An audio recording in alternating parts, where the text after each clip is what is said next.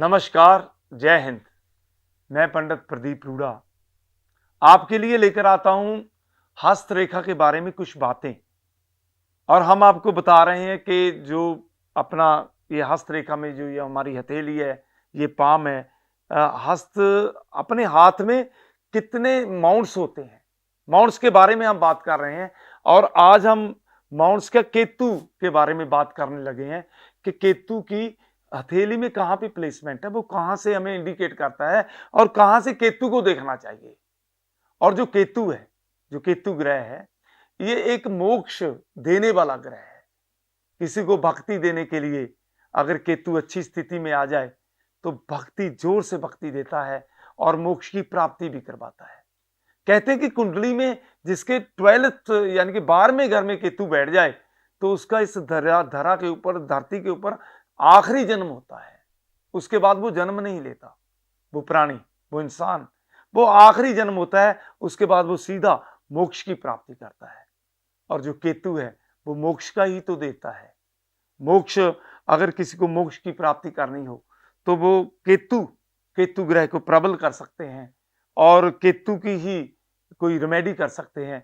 और जो कुत्ता है, कुत्ते को केतु बोला गया है। जो लोग घर में कुत्ता रखते हैं, कुत्ते की सेवा करते हैं या कुत्ते को बाहर जाके भोजन डालते हैं, दूध डालते हैं, रोटी डालते हैं, वो केतु का ही कारक माना जाता है, कुत्ता। और हमारे हथेली में अगर हमने केतु को देखना हो कि हमारे लिए केतु का कैसा प्रभाव है, केतु ग्रह हमारे लिए क्या काम कर रहा है, केतु हमारे लिए शुभ है या अशुभ है, तो हम हथेली के बिल्कुल नीचे जाके यहां पे जाके केतु को देखते हैं। और जो मछली होती है उसे भी केतु बोला जाता है। आपने देखा होगा बहुत लोगों के यहां पे जाके एक मछली का आकार है वो निर्मित होता है इन रेखाओं के बीच में। यहां पे जाके मेरे भी शायद है, इसको मैं बना देता हूं। हम इससे जब किसी का हाथ देखते हैं तो उसे ऐसे बनाते हैं, ऐसे बनाते हैं। ये मछली का आकार इस हाथ में बन जाता है, हर लगभग हथेलियों में होता है। उसके बाद देखते हैं कि उसके मुख में लाइफ लाइन जाती है या फेट लाइन जाती है या हेल्थ लाइन जाती है। कुछ लाइनें उसके मुख में गिरनी शुरू हो जाती हैं। और ये जरूरी नहीं है कि ये मछली का आकार सिर्फ केतु के एरिया में ही बने। ये आकार माइंड के वहां पे बन जाता है, जो हेड लाइन है वहां पे भी बनता है, हार्ट लाइन पे भी बन जाता है, वो जाके बृहस्पति माउंट पे भी बन जाता है।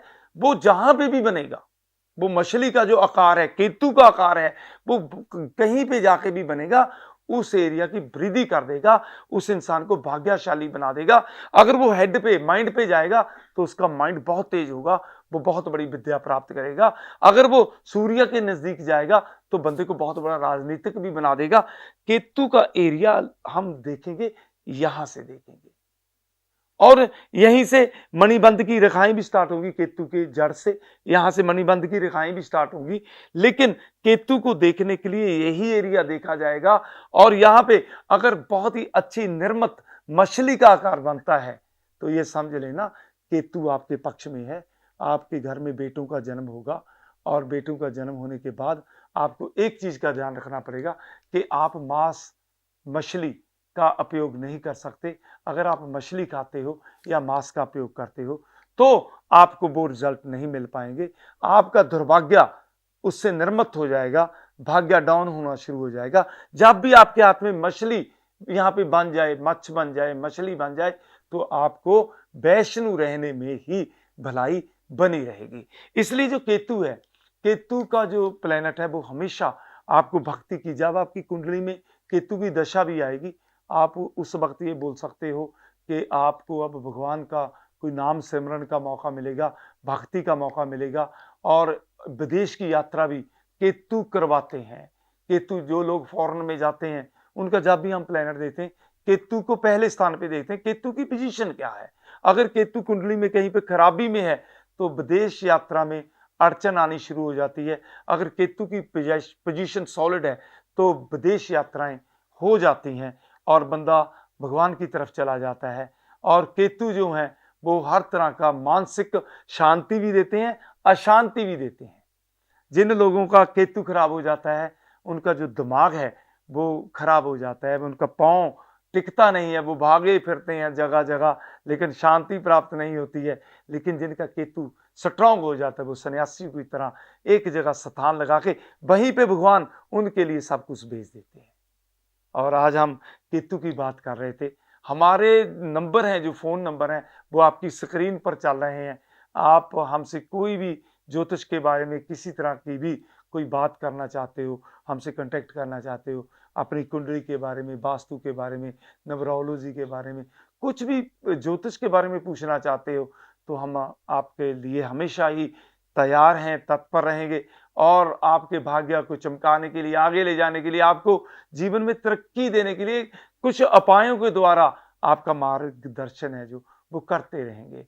और आप हमारे चैनल को सब्सक्राइब भी करते रहिए और आप ये देखते रहिए और हमें बताते भी रहिए कि जो हम बोल रहे हैं क्या आपको अच्छा भी लगता है या नहीं लगता है। इसलिए जब भी आपने अपनी हथेली में केतु को जाकर देखना है तो केतु की पोजीशन यहीं से देखनी है आपने। केतु का सबसे बड़ा मार्क यहाँ पे मछली का होना, सबसे सुंदर केतु का मार्क होगा और ये पुत्रों को जन्म देने के लिए और उसके बाद भक्ति के लिए, विदेश यात्रा के लिए, ये जितने भी काम हैं, भूत प्रेत बाधा के लिए, ये भी केतु से ही देखा जाता है।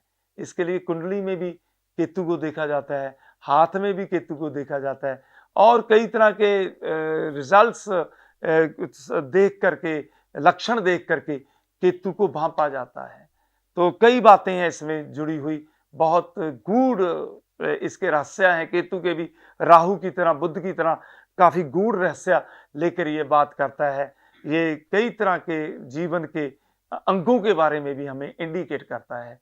तो वो सब बातें पता करने के लिए कई बार आपको हमसे संपर्क भी करना पड़ सकता है और इस समय इजाज़त नहीं देता है। हम फिर आपको ये माउंट्स के बारे में, हस्तलैनों के बारे में बताते रहेंगे, आपसे मिलते रहेंगे। नमस्कार, जय हिंद।